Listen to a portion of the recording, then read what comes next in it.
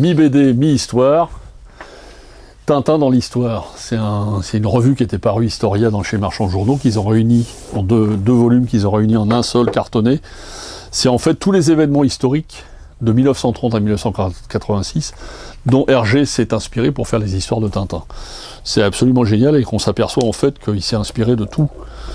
Et tous les personnages, ça sort d'archives ou d'histoires historiques qui se sont passées. Hein. Bon, la plus connue étant la conquête de la Lune et tout ça, mais vraiment c'est...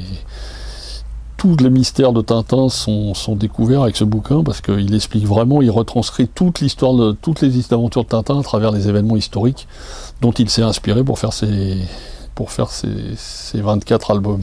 C'est vraiment un superbe bouquin. Alors il y en a eu d'autres, hein, Tintin en bateau, Tintin dans la ville, Tintin et les animaux, mais celui-là, Tintin et les scientifiques, mais celui-là c'est vraiment en fait la genèse des scénarios de Tintin, c'est-à-dire tous les événements historiques dont Hergé, ou les personnages historiques dont Hergé s'est inspiré pour faire toutes ces histoires, de la première aventure jusqu'à la dernière.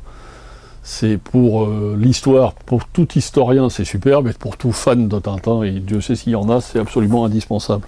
Et en plus un beau bouquin, deux volumes brochés de journaux qui ont été reliés en un seul tome dans un coffret assez beau, pour la somme modique de 27,90 € chez Historia et Éditions Moulinsart. Un petit must à mettre dans votre bibliothèque.